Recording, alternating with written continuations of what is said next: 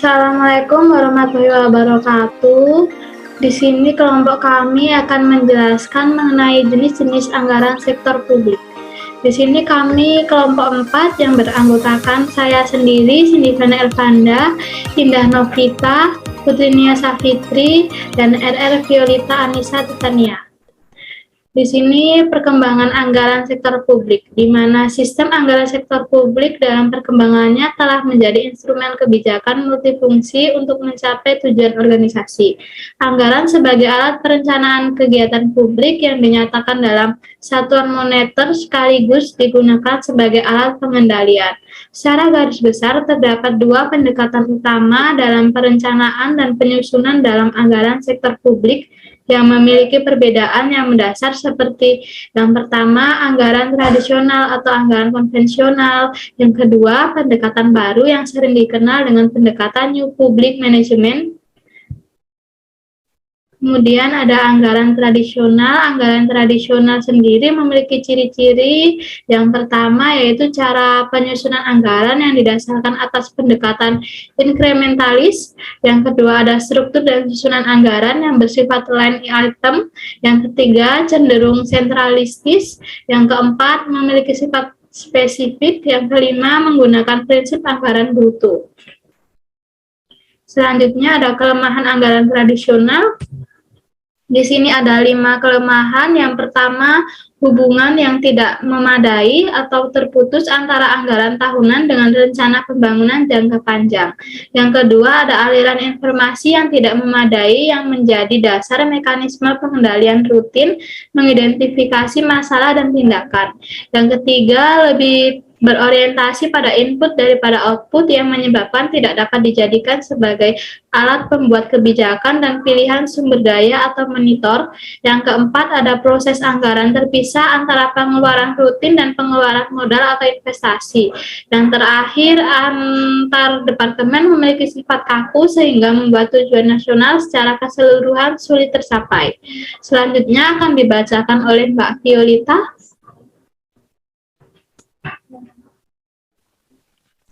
Baik, saya akan melanjutkan presentasinya. New Public Management berfokus pada manajemen sektor publik yang berorientasi kebijakan. Perbandingan anggaran tradisional dan New Public Management. Yang pertama, anggaran tradisional, sentralis. Yang kedua, orientasi input. Yang ketiga, tidak terkait dengan perencanaan jangka panjang. Yang keempat, line item dan incremental. Yang kelima, berbasis departemen yang kaku atau rigid departemen. Yang keenam, prinsip anggaran bruto. Selanjutnya, New Public Management. Yang pertama, desentralisasi dan developed management. Yang kedua, berposisi input, output, dan outcome atau value for money. Yang ketiga, utuh dan komprehensif dengan perencanaan jangka panjang. Yang keempat, berdasarkan sasaran kinerja. Yang kelima, lintas departemen atau cross departemen. Yang keenam, sistematis dan tradisional. Perubahan pendekatan anggaran.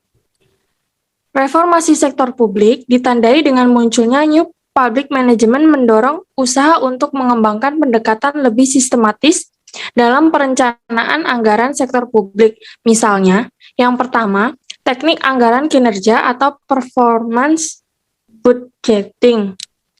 Yang kedua, zero based budgeting atau ZBB. Yang ketiga, planning, programming, and budgeting system atau PPBS. Karakteristik umumnya yang pertama, komprehensif atau komparatif. Yang kedua, terintegrasi dan lintas departemen. Yang ketiga, proses pengambilan keputusan yang rasional. Yang keempat, berjangka panjang. Yang kelima, spesifikasi tujuan dan peningkatan prioritas. Yang keenam, analisis total cost dan benefit. Yang ketujuh, berorientasi input, output, dan outcome. Yang kedelapan, adanya pengawasan kinerja. Anggaran kinerja. Anggaran kinerja disusun untuk dapat mengatasi berbagai kelemahan yang terdapat dalam anggaran tradisional yang disebabkan oleh tidak adanya tolak ukur yang digunakan untuk mengukur kinerja dalam pencapaian tujuan dan sasaran pelayanan publik.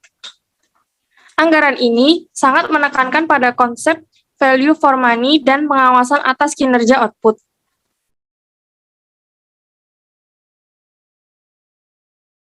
Zero-based budgeting merupakan sistem penganggaran yang didasarkan pada perkiraan kegiatan tahunan yang bersangkutan bukan hanya pada apa yang telah dilakukan pada masa lalu. Pada hal ini, adanya evaluasi atas semua kegiatan atau pengeluaran dan semua kegiatan dimulai dari berbasis nol atau tidak ada level pengeluaran minimum tertentu. Selanjutnya akan dibacakan oleh Indah Novita Andriani. Dengan presentasi. Jadi proses implementasi YBP atau Zero Based Budgeting yaitu pertama, identifikasi unit keputusan, kedua, penentuan paket-paket keputusan, ketiga, meranking dan manajemen.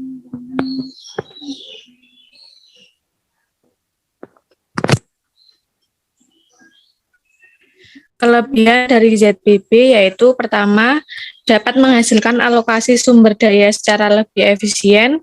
Kedua, fokus pada value of money. Yang ketiga, mempermudah untuk mengidentifikasi terjadinya investasi dan ketidakefektifan biaya. Keempat, meningkatkan pengetahuan dan motivasi staf dan staff manager. Selanjutnya, meningkatkan partisipasi manajemen level bawah dalam proses penyusunan anggaran. Dan yang terakhir, memiliki cara yang sistematik untuk menggeser status quo dan mendorong organisasi untuk selalu menguji alternatif aktivitas dan pola perilaku biaya serta tingkat-tingkat pengeluaran.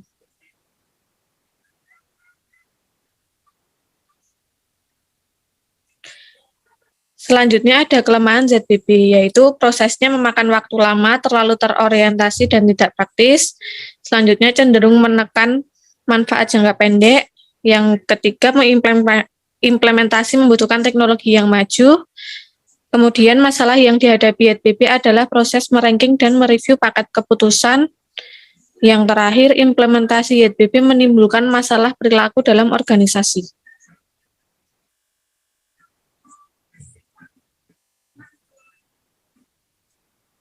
Planning, Programming, and Budgeting System. PPBS merupakan teknik penganggaran yang didasarkan pada teori sistem yang berorientasi pada output dan bertujuan untuk menekan bagian utamanya adalah alokasi sumber daya berdasarkan analisis ekonomi.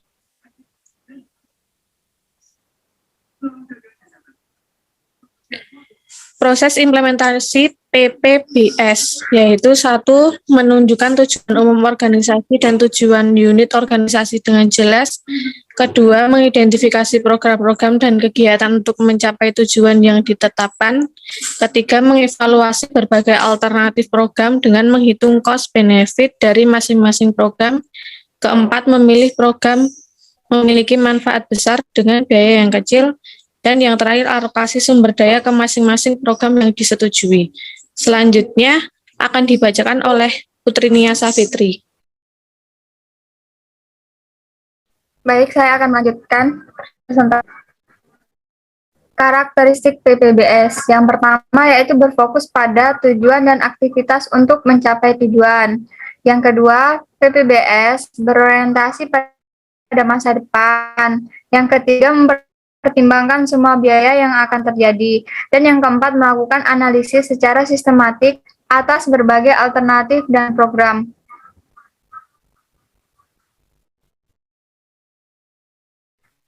Keunggulan dan kelemahan PPBS. Keunggulan, yang pertama memudahkan dan pendelegasian tanggung jawab dari manajemen puncak ke manajemen menengah. Kedua, dalam jangka panjang dapat mengurangi beban kerja. Yang ketiga, memperbaiki kualitas pelayanan melalui pendekatan sadar biaya dalam perencanaan program program. Yang keempat, lintas departemen. Yang kelima, PPBS menggunakan teori marginal utility. Kelemahan. Yang pertama, membutuhkan sistem informasi yang canggih, ketersediaan data dan staf yang memiliki kapabilitas tinggi. Yang kedua, implementasi PPBS membutuhkan biaya yang besar. Yang ketiga, PPBS sulit diimplementasikan. Yang keempat, mengabaikan realitas organisasi sebagai kumpulan manusia kompleks. Yang kelima, PPBS menggunakan teknik anggaran yang statistically oriented serta mengaplikasikannya menghadapi masalah teknis.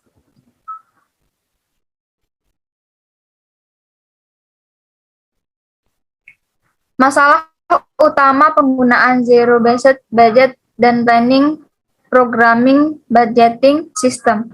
Yang pertama yaitu budget rationality. Yang kedua, kurangnya data untuk membandingkan semua alternatif. Yang ketiga, masalah ketidakpastian sumber daya, kebutuhan di masa depan, perubahan politik dan ekonomi. Yang keempat, pelaksanaan teknik menimbulkan beban pekerjaan yang berat. Yang kelima, pemerintah beroperasi dalam dunia yang tidak rasional.